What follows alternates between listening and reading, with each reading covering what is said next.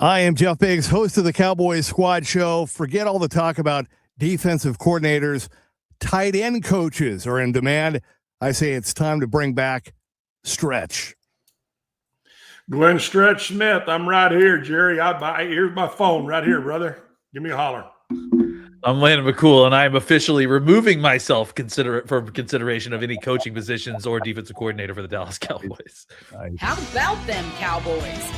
It's the Cowboys Squad. Everything Dallas Cowboys every week. Covering all the big hits and game-changing plays from America's team the way only the Locked On Podcast Network can. Get ready and squad up. It's the Cowboys Squad Show, starting now. All right, well, there might not be Thursday night football for a little while, but thankfully there is a Thursday night squad show for a long time, all the way through the end of the season. We're going to keep it going. So welcome. Great to have you with us. That is the co-host of the Daily Cowboys Locked On podcast, Landon McCool, former Cowboys coach, Glenn Stretch Smith, and joining us in a little bit will be Iisha Morrison. Got to let you know that Crossover Thursday is presented by Prize Picks. Download the Prize Picks app today and use code LOCKEDON NFL to get $50 in lineups after you play your first $5 lineup. And there she is. Look at that. Right on cue. Hey. Morrison in the house. Playing the 2-eye apparently today. I like it. Oh, what's up, man? How's it going? All What's right. up, Landon? We are. Yeah, Sorry. you guys know. Iisha and I don't get a chance to see each other enough, so Let me behave. Well, we're going to change that because we're going to be doing this for like I said, all off season long, and we're pumped up about it. Lots to talk about once again tonight. We've got the very latest with the Cowboys and the defensive coordinator search. There's a big new running back rumor, potentially. I don't know about that. We'll see. And things got just a little bit more interesting now in the NFC East. We'll dive into all of that. But I want to get started with you, Landon McCool, with the DC search. Seems like very quietly. I mean, the Cowboys are really talking to a lot of people. I mean, they're not leaving any stone unturned, to use that old cliche. Where do things, from your perspective, stand right now? And is there one or two that you like, or that you'd like to see them maybe end up hiring? Yeah, I mean, first of all, let's just say that this is a really great pool of candidates, right? Yes. That's just available. Like that's the thing that kind of really stands out to me, is that it feels like, you know, especially in comparison to the head coaching candidates that we saw last year that were just available in the pool, compared to some of the offensive coordinator candidates that are currently available, though there are some good ones of those. Just the number of qualified, you know, solid defensive coordinator candidates is very high. And I think that's why you're seeing the Cowboys take a wide net approach, right? They, you know, I think Steven said today that they were going to interview maybe even up to a dozen different people and then kind of start to narrow it down from there. So I think this is the right way to handle this. I think you need to go, I mean, beyond the fact that you should interview a bunch of people and get a bunch of opinions and find out, you know, what kind of guy you're looking for. I think it's also really important just to get conversations with some of these young defensive minds and pick their brains a little bit about not only, like, you know, what's going on with your team, but like how they did things, where they came from. And some of these guys may not end up being defensive coordinators. They may end up being position coaches for you. So Yes. I definitely think this is an important thing to kind of go through this process and talk to a whole bunch of folks just to get a lot of information and then, you know, start to narrow it down. I think once coaches start getting hired, Harbaugh was like the first of those, right? Right. I think once head coaches start getting hired, you're going to see the process start to accelerate a little bit, because then that's when the kind of competition for the coordinator starts to kick up a little bit more. But as of right now, I really liked the tenor and approach that they've taken so far. Same. Oh, So same. So who? I mean, you kind of go down the list, and apparently there were a couple more scheduled for today, another one for tomorrow. Eagles DBs coach and pass game coordinator Christian Parker, Giants interim DC Charlie Bullen, and then tomorrow Packers DL coach and run game coordinator DeMarcus Covington. I know you guys, Landon, you and Marcus talked about Jonathan Gannon a little bit. We've talked about Brian Flores. So, I mean, like you just said, it's a wide net. They're looking at a lot of people. I'm curious. I know there's a history with Shoddy and Brian and Jim Leonard, right? That's correct. They know each other. So there's that one dynamic, but then you look at somebody like Gannon, who's within the division, but has kind of a prickly personality, would be maybe kind of a good cop, bad cop. Flores would be great, but it sounded like the Raiders wanted to, with the whole Brady connection there, wanted to bring him there, or he would go back to Minnesota. Throwing different things out. But as I said, is there anybody that you're kind of excited about or that you might like to see in another interview? Me or Iisha? Everybody. Yeah, I like Jim Leonard. I like all these guys. I like Jim Leonard specifically. I think he could be a great candidate. I think Christian Parker from the Eagles would be a slam. Who'd you say, Landon? Christian Parker. Oh yeah, the DB coach from Philly. From Philly, yeah, I think he would be a good look at guy just because of his experience that we've seen, working in Philly and in Denver as well before that. So yeah, I like a couple of these guys, to be honest. Yeah, I mean, one of the gentlemen that I noticed earlier, he was the interim coach, Charlie, is it Bullen? So you say his last name? Yes, was the interim coach with the Giants for a little bit, and you saw their numbers improve while he was there. I just like the fact that, to Landon's point, is that Dallas is what else? How do I say? Like they're going the fresher mind, just kind of just branching out, because we've seen that they typically hire former coaches, former head coaches, things like that. I like the fact that they are trying to kind of match Shoddy's energy with whoever the D coordinator is. And also, too, I think it's relevant to say that in this generation of player, that I think that is something that has helped in other teams around the league as well. Yeah, for sure. Coach, what do you think? Yeah, I mean, all that sounds, great. But at the end of the day, I need somebody who's called a defense. I need somebody who understands how to coordinate a defense. I need somebody who knows how to communicate with the scouting department and with the guys in the back of the building what he wants. I mean, if I had put my finger on somebody, I'd go after Terrell Austin right now in Pittsburgh. I think he understands multiple fronts. He understands coming from the railroad system now to a 34 system. He understands how to use players.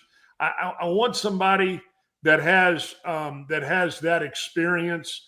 I need somebody that understands exactly what they want, and not so much what they want, but can their system fit with what the personnel may be.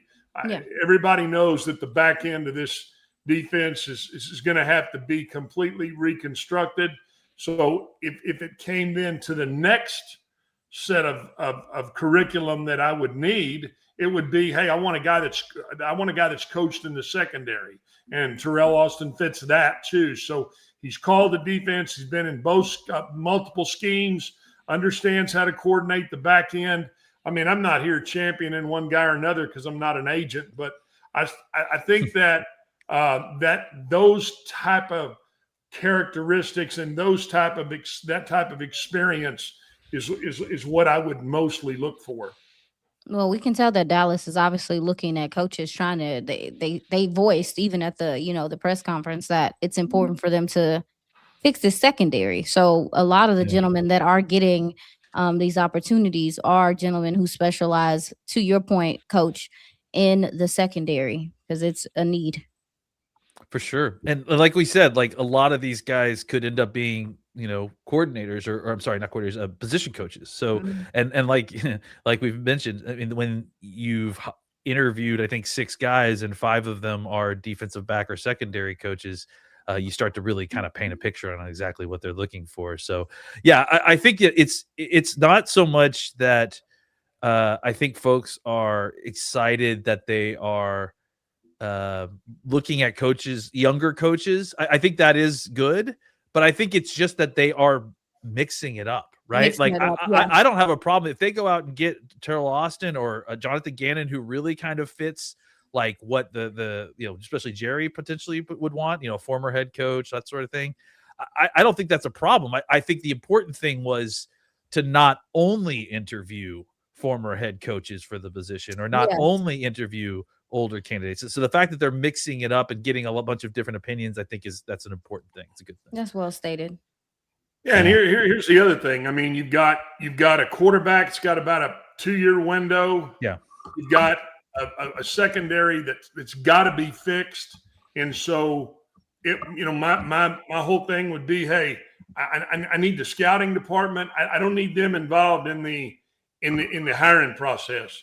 Go make sure you don't miss on these 2 picks. Spend all of your time in there making sure that 12 and 20 are correct, Right. and then allow Schottenheimer to have his say, allow Stephen and Jerry to have their say, and I do think that it doesn't matter to me the age, and I'm not sure that it matters to them the age. I mean, I really don't care if it's a young whiz kid or if it's a guy that's old as Methuselah. Can you call a defense and can you coach?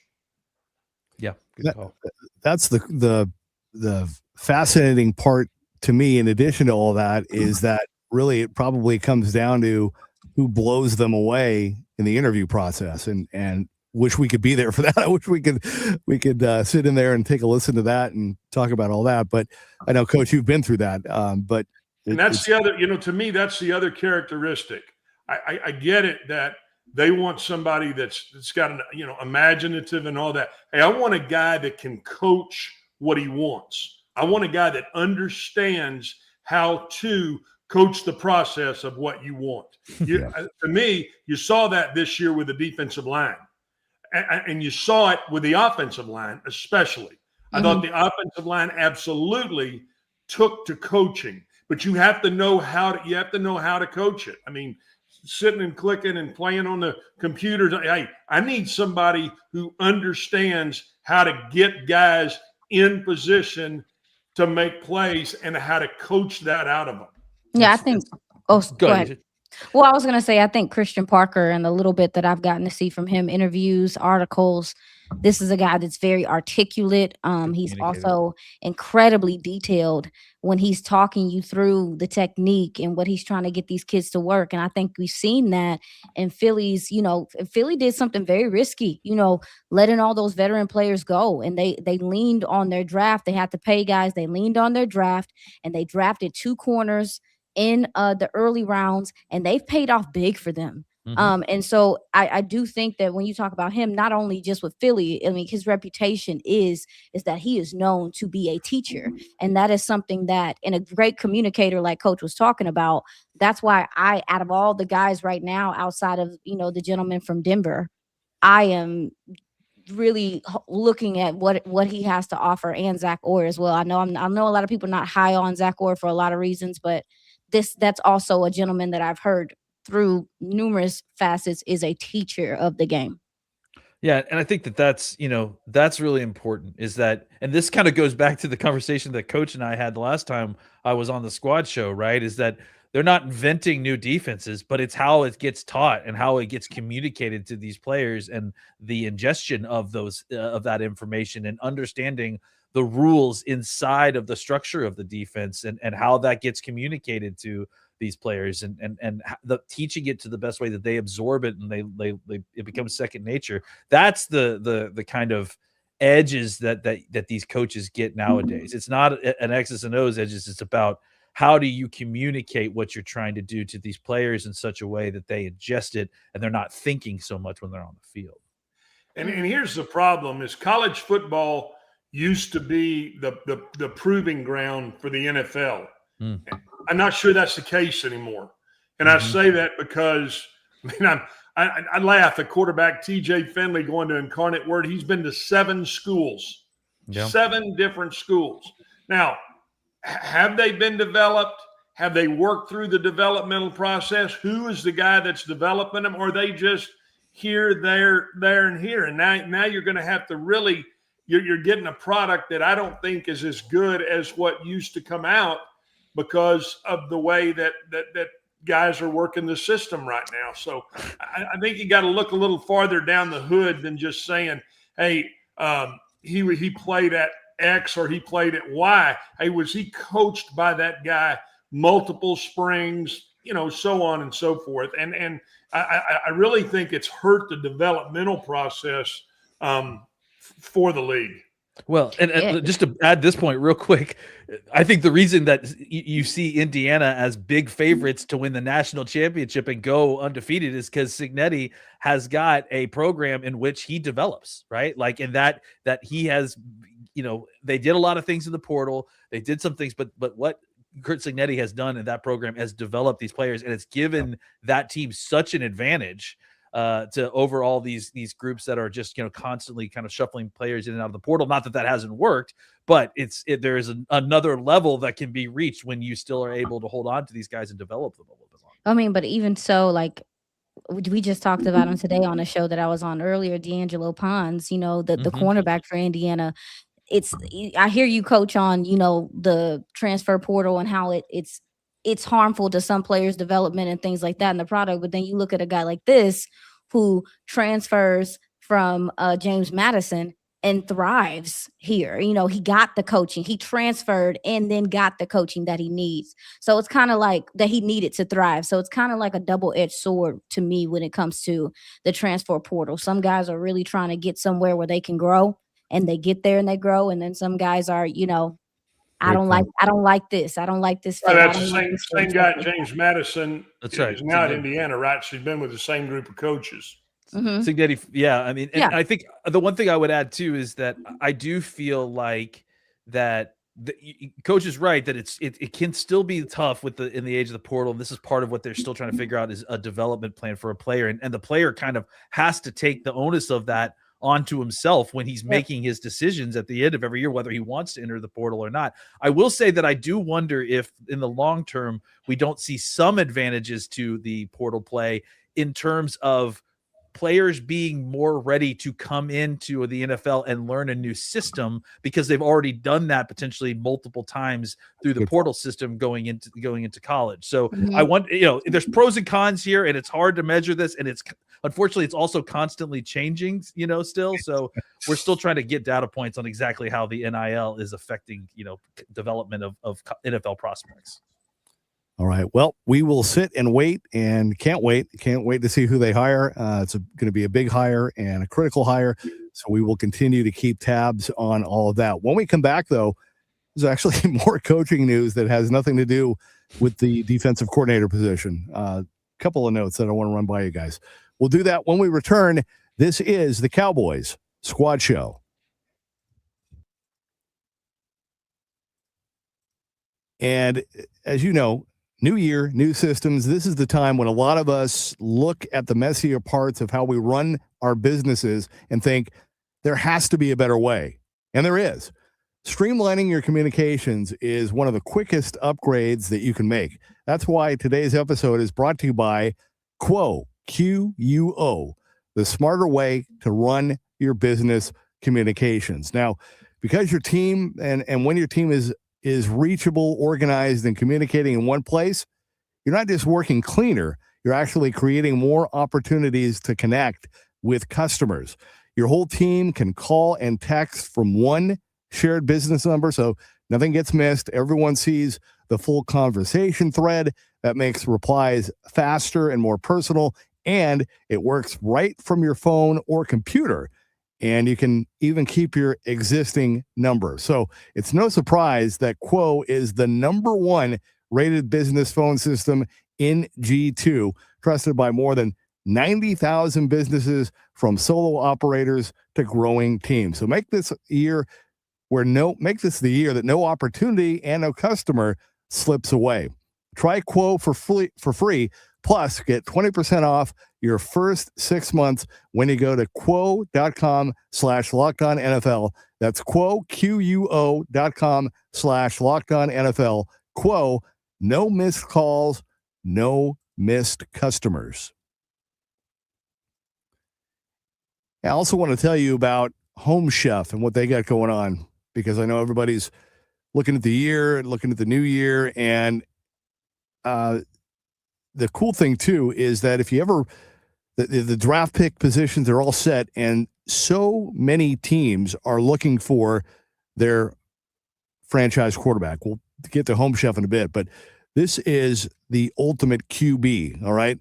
So if you ever wished to become a pro quarterback getting drafted first overall by the Cowboys, well, now you can, because there is a mobile game just for you called Ultimate QB Football Legend. In this game, you step into the cleats of a number one draft pick quarterback, and it's your job to lead your team to greatness. And I've got the wrong read up there, so let me switch that.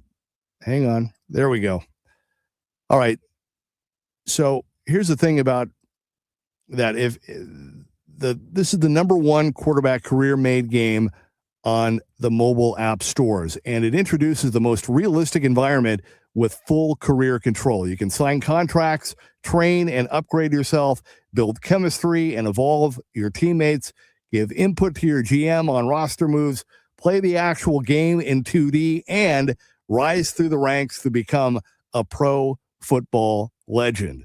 Now, you'll deal with the ups and downs of a quarterback career, from rookie nerves to playoff drama, and every choice shapes your journey. Ultimate QB is totally free to play, has no ads, and works 100% offline. Perfect for when you want to sneak in a quick game or two on the go. So just head over to ultimate-quarterback.com. That's ultimateqb.com, or search for Ultimate QB in your app store. And we've got something special just for you guys here at the Squad Show. Use promo code Locked On, all caps, in the game store to get a free boost at the start of your career. Ultimate QB Football Legend, Quarterback 1, QB 1, it's your legacy. All right, welcome back to the Cowboys Squad Show. Landon McCool, former Cowboys coach Glenn Stretch Smith, and Iisha Morrison with 2 eyes. Don't forget the 2 eyes. A couple of notes real quick. Speaking of coaching, how about former Cowboys tight end Jason Witten hired as the new tight ends coach at Oklahoma? Coach, that's going to make you proud. How do you feel about Witten, Coach? Do you think he's going to be a good coach? He did a great – I mean, I'm telling you now, this is a hell of a hire for OU. He is a great football mind. I promise you. You talk about a guy that understands the ins and outs of playing that position, the ins and outs of not only how to run routes, how to set routes up, how to set guys up. I mean, he is a very, and I'm going to say it again, very smart football guy. I love it that he went to Liberty Argyle, coached his sons, kind of went through the process of understanding how to be a head guy, overseeing it, albeit at the TAPS level. This is a guy that's going to be, I believe, on the absolute Autobahn to a big-time college football coaching job, and then I think he'll have opportunities to coach in the NFL if that's what he wants to do. Yeah, Nice. I think he's a guy that, I agree with Coach too. I really respect that he took the time to go coach at the high school level. He's taking, this is obviously a great job with OU, but he's taking a tight end job at the college level. Like, he's taking the time to kind of, build his coaching career up a little bit. I with the inevitable run-in with someday in which I'm sure, his name is going to be floated as potential Dallas Cowboys head coach some point before Jerry passes on. But yeah, I do think this is a great hire for a guy who clearly knows the ins and outs of how to play the position as well as anybody. Good for him. Yeah, there you go. And got to say congrats to current Cowboys coach Lunda Wells and D-line coach Aaron Whitecotton. They are both going to be coaching in the East-West Shrine game later this month. That's good, man. Good for them. Good for the Cowboys too. I mean, the opportunity for those guys to get the real good look at some of these players, and the East-West Shrine game has really, really come up these last few years.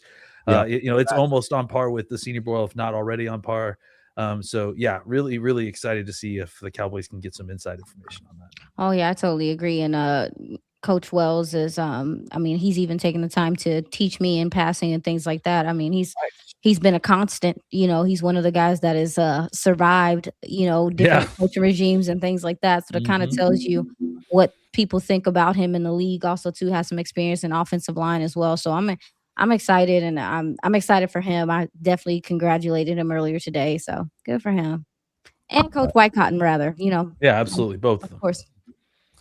Well, as if the NFC East wasn't spicy enough, it's going to be soon joined by longtime Ravens head coach John Harbaugh, who is set to become the new head coach of the Giants, getting a 5-year deal worth $100 million, according to reports. That would make him the highest paid coach in NFL history. I know it's early and we're just getting through the season, but what are your initial thoughts of Harbaugh joining the Giants? Coach, you want to start here? Yeah, I mean, good for the Giants. I think he's, I think obviously he's a heck of a football coach. Now, again, this is a guy that cut his teeth kind of under Ray Rhodes. I have a lot of respect for Ray Rhodes. I think Ray Rhodes is one of the sharpest, smartest guys I've ever been around from a football standpoint. And so, I think what you've seen with Harbaugh is, even though he was a special teams guy, he went to the right organization in Baltimore where, you had Ozzie Newsome and Eric DaCosta and somebody that was there to really shape that personnel for him, put together a really good football team around what he was doing. And then he hired guys that he trusted, whether that was, Ryan back in the day, then he went to Martindale. I mean, and now, he's got Monken as his offensive guy. He's had Roman in there. So he understands the game. He's from, obviously, a football family, but I think this is a home run hire for the Giants and that organization, especially where they're at right now with a young quarterback, young running back, some young defensive guys up front that can make a real difference. I think he's going to be something that the Cowboys are going to have to reckon with for sure. Iisha, you want to go? I mean, I hate to say it, but I like competition in the division. I like the division being competitive. I want a fire to be lit to the Cowboys' ass, and when it comes to the division, I want them to keep competing. So, if this makes the Giants better, oh well. I mean, I don't like them. They're the least dusty. The Commanders and Philly. But the Giants are kind of like my least hated team in the division. So let them have their little moment of happiness. But I all in all, I'm, excited for there to be real competition in the division and for there to not be weeks that you can just take off. I don't think that it's healthy for your culture anyway.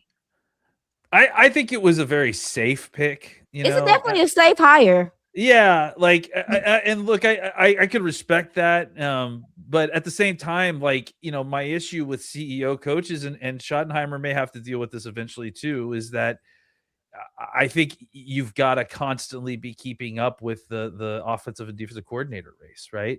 And I will say that Harbaugh has had a really good run of bringing in a lot of quality coordinators. Yeah. I do wonder. I have thoughts about how successful he will continue to be at that rate without Lamar Jackson, without the infrastructure that Baltimore provided around him. I think I heard somebody say today that Jim Harbaugh got came out of the coaching carousel with the most prestigious job in the coaching carousel. And I was like, no, the most prestigious job probably in the coaching carousel is the job that he just got let go of. So I mean, look, there's a reason that he's available. And I think, a lot of what happened this year is kind of an example of that. But I think, to Coach's point, this is a guy that's been an extremely solid football coach for a long time in the NFL, knows a lot of folks. He's got a deep Rolodex of folks that probably would like to work for him. So I think it could be hit or miss, but I think it's definitely a very strong attempt to raise the floor over there in New York, if not, necessarily swinging for the fences. All right. I saw a little nugget. I had not, I don't know. I'm sure I probably had heard about it in the past, but I didn't remember it. And that is that, unless I'm wrong, unless I read it wrong, that no coach in NFL history has won a Super Bowl as the head coach with two different teams. Wherever that's right. Yeah, that's a correct stat. I Yep. did see that as well. So, well, I mean, those records are made to be broke. So yeah, well, but I think if anything, what it should be is like not so much that you. I think the indictment is on the argument that you need to hire a Super Bowl winning coach to win the Super Bowl. I think if anything, that shows you, hey, clearly you don't, because it's never happened before. So yeah, I agree that you shouldn't disqualify somebody because they won the Super Bowl. But at the same time, like, you know, it's also equally ridiculous to disqualify somebody because they didn't win a Super Bowl. All right. Tell you what, when we come back, we have a new rumor, not a defensive coordinator rumor, but a new running back rumor that I want to run you guys. We talked about George Pickens earlier in the week. We're waiting on that, but we've been waiting to see what's going to happen with Javonte Williams. And so I'm going to throw something by you when we return. This is the Cowboys Squad Show.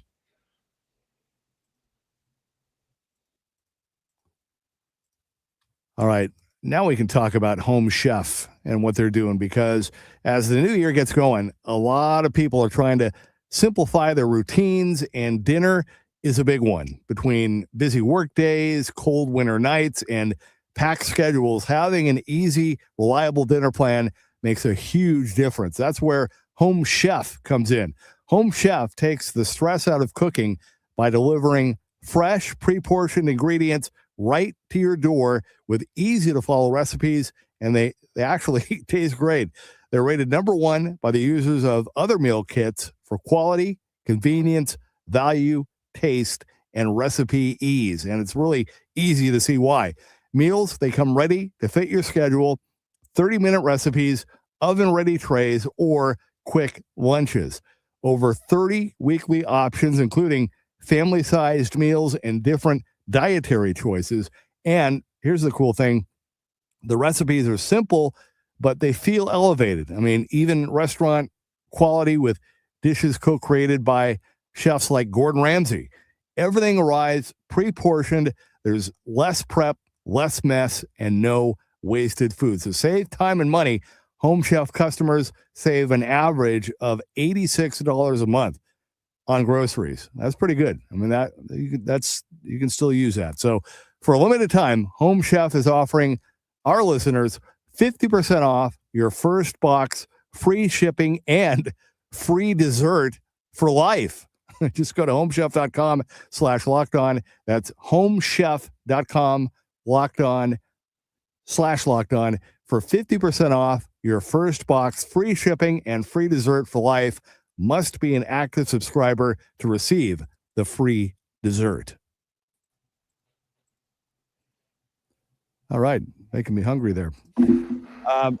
So, you know, if the Cowboys are unable to re-sign Javonte Williams, I mean, I don't know why. I think he would want to, he's a good fit here. I would hope he would want to come back. Sounds like the Cowboys want him back. But with that said, if he doesn't come back, there is a new running back rumor that Jags running back Travis Etienne would be available because he's going to be a free agent. What do you think of that? Would the Cowboys hit the ATM for Etienne? Where do you think things stand with Williams at this point? The fact that nothing's happened, we haven't heard much. What does that mean to you, if anything? To me, I mean, I feel like these guys are probably valued fairly similarly, you know, like as far as like what their market is going to demand. I would imagine Etienne is a $7 million a year guy. And I mean, I think that, you know, you're looking at probably 8 or 9 million for Javonte. So, I mean, I think it probably is worth it to just pay, you know, a little bit extra to have the guy that, you know, kind of knows your system.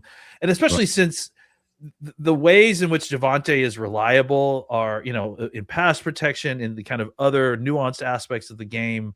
I just think that makes it easy to pair him with a more explosive back, or, slowly work Blue into the lineup, or go draft another more dynamic back. I just think having that kind of, nice floor to your running back room. And again, $9 million, $8 million, that's not a ton of money if you can do that. I think that makes a ton of sense. Etienne's a fine player. I don't have a problem with him necessarily, but I just don't feel like the Cowboys necessarily need to settle there. And he's a different type of back than what you have from Javonte Williams, more of a speed guy, not as, maybe as physically imposing, doesn't break tackles as well. So yeah, that I kind of would prefer Javonte, but Etienne's not a terrible back.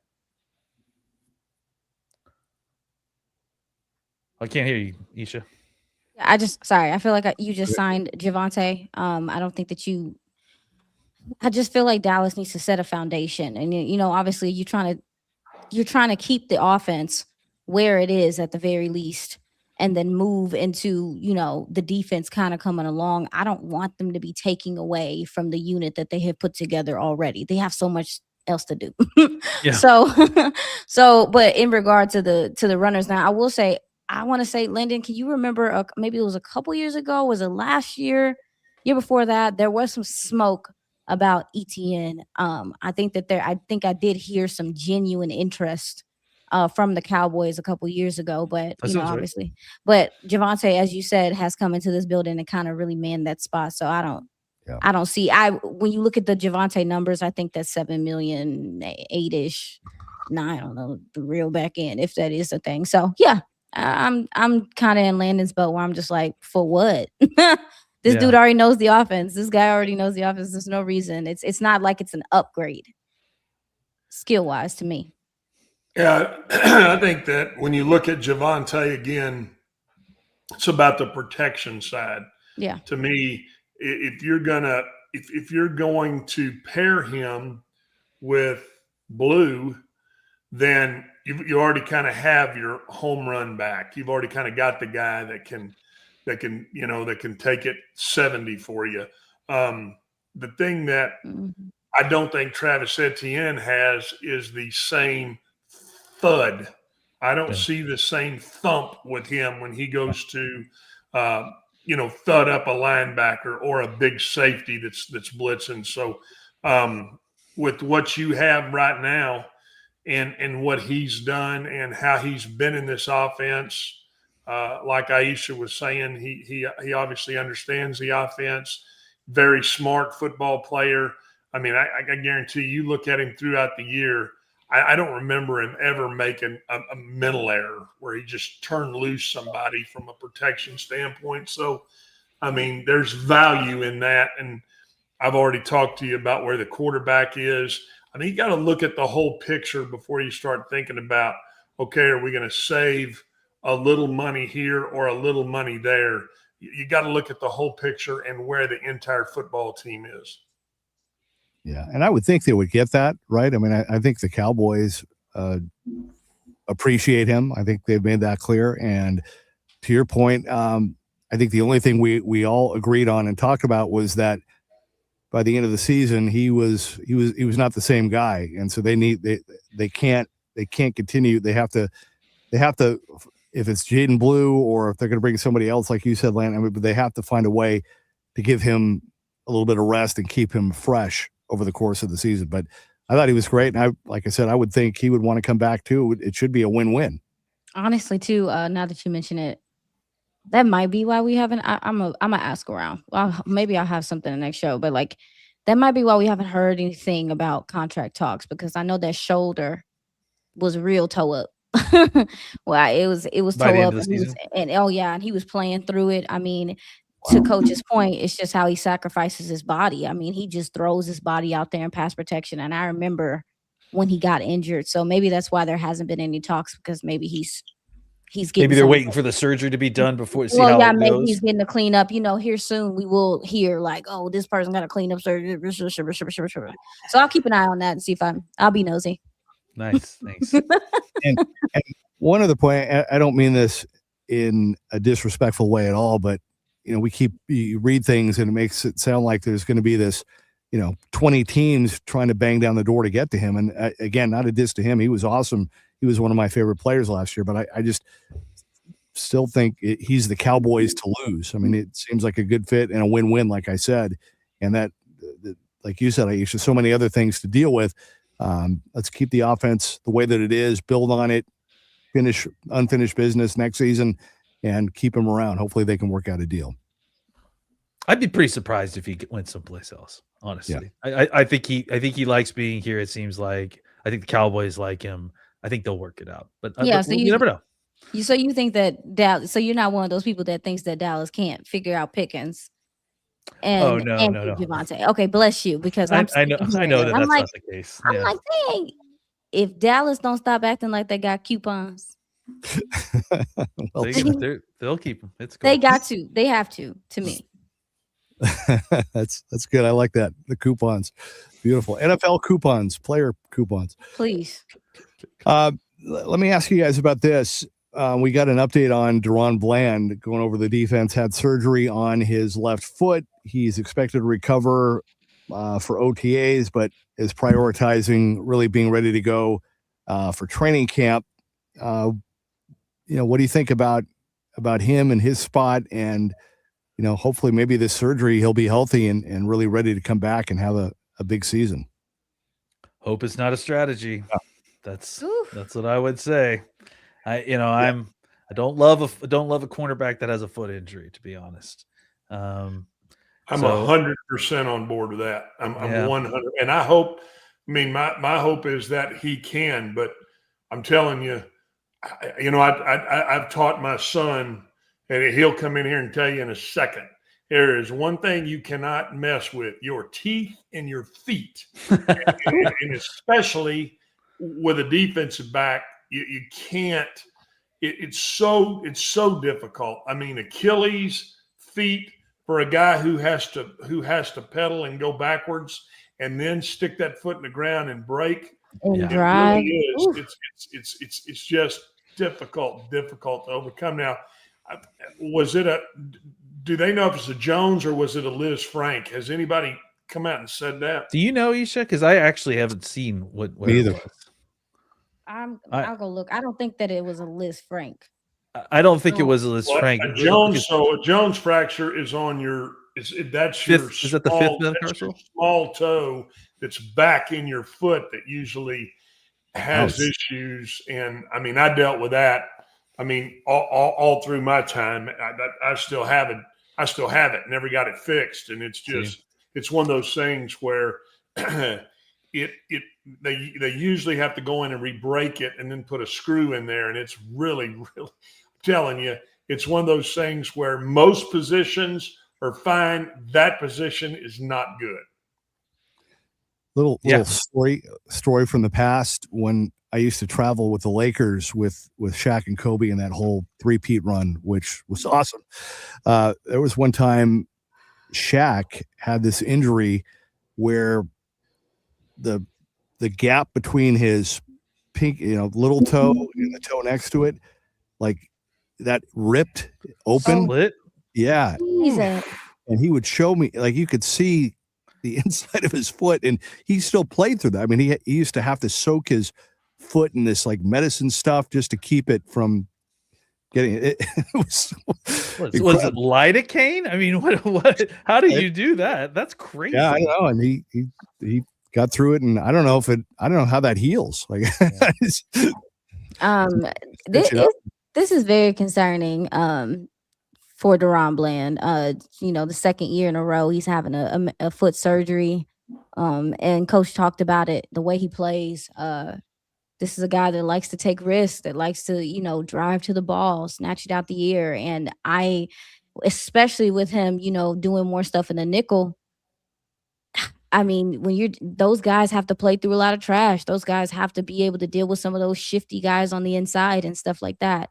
Yeah. So I am incredibly concerned for him, and I feel like as we cover the draft, Dallas really, between Savon Ravel, who's still a Nugget, Dallas has to handle cornerback like they have none almost. Yeah. they got to start from scratch because a foot is scary. I hate to say it because I really like Deron Bland, and I think he's gonna battle. He's not gonna just roll over, but Well, that's why I kind of think that you see them sort of angling towards defensive back coaches, right? So maybe what their plan is that you've got a defensive line that maybe you add another draft pick to, and you hope it's close enough. Maybe you add a linebacker in the draft, and then you go out in free agency and get a veteran corner, right? Maybe 2 veteran corners, and then you come in here and you bring a defensive coordinator who can help kind of scheme up the back end to help accentuate what they can do well, at least have smart guys who can at least play solid technique, and hope that the brunt of what's happening is happening up front with your defensive line and attacking the quarterback. So I think if you can't, completely raise and then rebuild this defense, in one off season, I think you have to find ways to kind of attack different parts of this defense using different tools in your tool belt. Mm-hmm. And again, I think it's all going to come down to, how they line this draft board up. Not having a 2 or a 3 is really concerning, and it's concerning so much that it means they've got to hit home runs with these first 2 picks. And it's not unrealistic to expect that, but they've got to hit home runs with the first 2 draft picks. It's just I don't think there's any other way around it if you're going to get to where you want to go next year. Oh yeah, totally agree. But I think to your point though, Landon, too, as far as hope, if you can draft some DBs, that's great. But expecting rookie DBs to just kind of step in there and be playoff ready to go usually doesn't work that way. Usually, I don't care how good you are, you're going to have some growing pains in the NFL. So to your point, if they can find a coach that can take a look at their roster and see what they have and try to make something good of it, and then maybe they can bring some people in, I think that will be the best bet, and we'll see how that plays out. Yeah, look, it's as good a strategy as any, right? Like, a lot of these positions are tough to come in as a rookie and play right away. But if you could figure out a way to kind of cobble things together a little bit in the back end and at least get either one of your defensive line or your defensive backfield up to a level where it can put pressure on defenses or cause the other side of that spectrum to operate a little bit better, I think that makes sense as a strategy of how to fix this quickly. To me, with Ezeraku, with the defensive tackles that you have, I think it's probably easier to go the route of, potentially drafting another defensive lineman, drafting another linebacker with those picks, and then using the veteran corner route to try to get what you need to kind of cobble together the talent in the back end. Because the defensive backfield, it's a weak link system, right? Yeah. So it's not like you need talent, you need top end talent for sure. But if you're just trying to get to the 15th best defense, if you just have 3 solid, NFL average corners, that could get you where you need to go with schemed up coverage and a good pass rush. And I think that's probably a little bit easier to get to than trying to generate a pass rush through blitzing and then hoping that your cornerbacks can handle the back end on that. That may be a little bit risky. Yeah, I'm curious about, even so how they handle safety. Yeah. Especially what's happening with Deron Bland. We really don't know what's going to happen at that nickel spot if you do end up having to get a young guy in there or whatever the case may be. I think the coaching, like we just talked about on the back end, is going to be important too when you're trying to sift through some of these injuries and guys not being, having nuggets and rookies and new guys to a new scheme is also too. Maybe they do some more nickel stuff. Maybe they get a safety that's able to do some big nickel stuff and help in coverage with some of those tight ends and stuff. We saw that. We've seen that here before. Yeah. So I don't know. They're gonna have to cover up some sins, regardless of how well they draft and go out in free agency. You're gonna have to clipboard warriors gonna have to come out next year. Make chicken salad out of chicken droppings, right? Is that the idea? There you go. Yeah. There you go. I like that. All right. When we come back, our final segment. Speaking of free agency, somebody called out the Cowboys about free agency. I want to run that by you. And if we have a minute or two before we go, would love to get some divisional round playoff thoughts or picks from all of you. We'll do that when we come back. This is the Cowboys Squad Show. All right, I want to talk to you about our friends at Indeed and what they've got going on, because if you've ever hired someone who looked good on paper but wasn't the right fit, you know how important that is. Now, when you want candidates who truly match what you're looking for, you need to trust Indeed sponsored jobs. Hiring, Indeed is all you need. Hiring, Indeed is all you need. You can stop struggling to get your job post seen on other sites. Indeed's sponsored jobs put your post at the top of the page and help you reach the right candidates faster. Now, if you need to hire someone for the show, I would go straight to Indeed and be very specific about what I need. Real experience, not just a resume buzzword. And instead of struggling to get your job post seen, Indeed sponsored jobs help your listing stand out and reach quality candidates faster.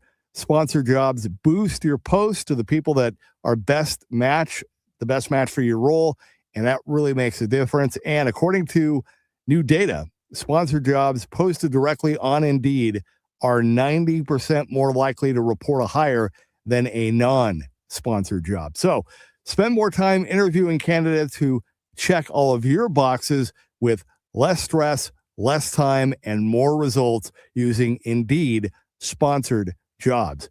Listeners of this show get a $75 sponsored job credit to help give your job the premium placement it deserves at Indeed.com/LockedOnNFL. Just go to Indeed.com/LockedOnNFL right now and support the show by saying you heard about Indeed on this podcast. Terms and conditions apply.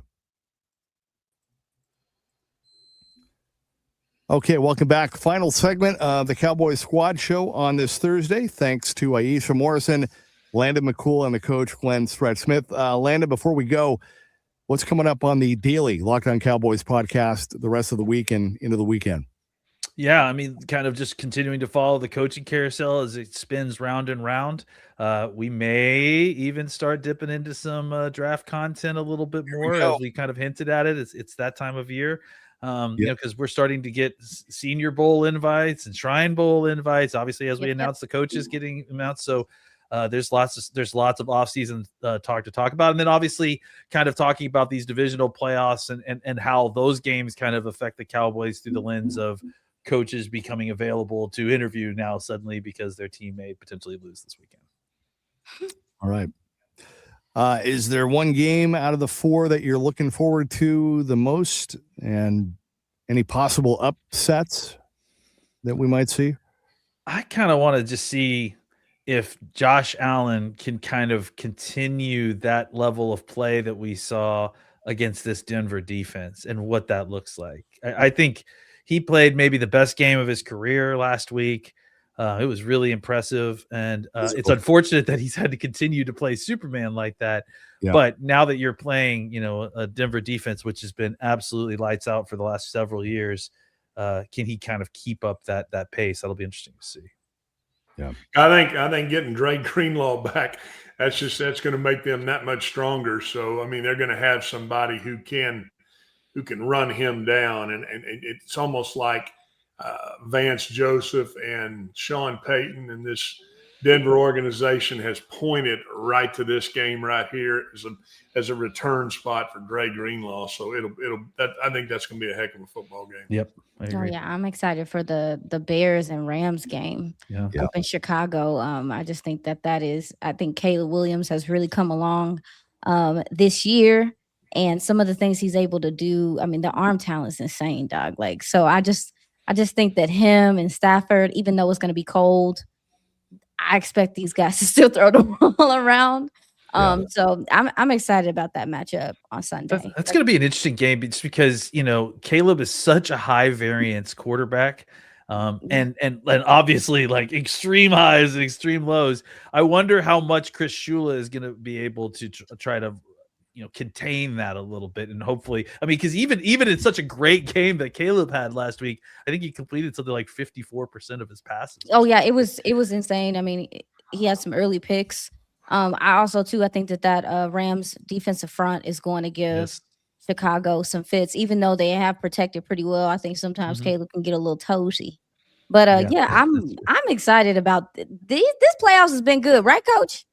It's been great. This Yeah. has And been I'm all over Houston. I mean, I love Yeah, what Houston man. this has has done. They're fun to been watch. I love how you talk about how to build a defense. oh yeah. That's how you build a defense. And I mean, it really is. It's scary how good they are, and it's scary how simple they are. I love it. They get after your ass, boy. Very, very, very straightforward. Cover 3, cover 1, and they Mhm. are just going to fly to the football, and they're just going to hit you in the mouth every single time, and they're not going to miss tackles. And that's good enough to win in the NFL at a big time level if you've got the And talent. they got players that fit. That's the thing. It's the talent because Jalen Petrie fits into that defense. he's Yeah, insane. totally. And to move him to nickel, sick. You're sick. He was already crazy as a safety. I Mhm. mean, he's coming downhill with bad intentions every single time. I mean, they're so impressive. Landon, don't you miss those times? Cover 1, cover 3, turn the ball over a whole bunch, fly to the ball, pass rush. It was nice. Those are the days. I remember that.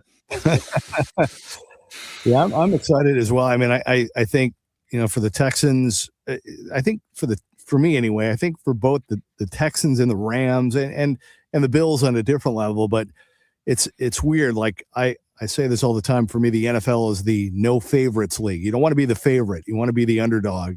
And because when you're crowned and you're picked, it's just hard. It's hard to perform. It just it doesn't make sense, but it is. But I feel like for the Rams, like they lose that game to the Bears, their window, you're starting to think, can we do another run, one more run with this group and with Stafford? I don't know what their decision will be. For Josh Allen, you guys talked about for the Texans, the defense has been there, the offense has been better, but Denver is going to be. I mean, they're hard to beat at home, and they're going to be sky high. Can Houston, if they fall behind, can they score? Can they keep up with them? And can their defense slow down? But it's going to be fun. Great matchups. I gotta tell you guys, I feel very old now because I went to Matt Stafford's high school football championship game, and he's like been in the league for 16 years now. So I'm feeling very old. He's it's funny because like he still looks so young in the face. Yeah. So I think like you got to remember he's like been in the league that long because he's very baby faced. The TV. I mean, the TV looked a lot different. TVs was still heavy when he was playing. That's right. So, yeah. You know what I'm saying? So, but I also too. I mean, they're our nemesis. Mm-hmm. But what Shanahan has done with the 49ers? Oh man, it's just. I mean, talk about coaching. You talk about having like a system in place. They went through so many injuries, so many rotations of guys, and every team has every excuse every year to just keep faltering. But like they're one of the teams that you got to see like coaching really do a lot of the heavy lifting, and you don't get to see that in the league. I mean, guys got to go out and play, but they put together game plans that suited all of these guys. It was just impressive. And then having Saleh back, too, Robert having Saleh. him back just fit right back in like a glove. I mean, that just lets you know that organization has a plan and they're well run. I'm jealous. I'm jealous. The fact that they were running, just Joes off the street at linebacker last week and they were beating Philadelphia, and now they may get Warner back. We'll see if he I don't understand how, but he's out there practicing and we'll see. So just a fantastic coaching job done. Yes. This year. Yeah, Warner is out for sure this game, but he is back, like you said. He's did back. They say that for sure he's out? Yeah. Okay. Yeah. Dreams. But I thought I saw that he's out today, and there's no pressure. I mean, they're just the underdogs on the road and facing the number 1 seed. Super Bowl. They shouldn't be here. They shouldn't even be here. So it's all gravy for them, right? Wow. Yeah, absolutely. Yeah. And Sam Darnold had some kind of a oblique injury that he says he's going to be fine on Saturday, but that can't be good. That's not a good sign. Those oblique injuries are tricky. They've been up and down at times at offense, so it'll be interesting to see if it has an effect. I mean, the defense may have to carry the day. Another incredible defense, just like Houston, that has really carried them throughout this season and into the postseason. So fun. Yeah, good stuff. All right, guys. Well, hey, thank you very much. I'll tell you what. I'll save the somebody that criticized the Cowboys for their recent free agency. We'll save that for our next episode next week. But Iisha, any shows with you coming up this week that we need to know about? Girls Talk Boys Talk is going to be on at 9 a.m. Central on next Thursday instead of Monday. That's the only change. And I will be on the Stack with Crown Global Media at it drops both of our shows drops on Tuesdays and Thursdays at 3 p.m. So check it out if you want to check out some draft content. All right, Landon, we'll look forward to seeing you and Marcus. Marcus will be back next week with us, but look forward to seeing you guys on the daily Locked On Cowboys podcast. Coach, enjoy the weekend, and we'll talk next week as well. You guys have a good one. You too, Coach. See you guys. All right, this has been the Cowboys Squad Show.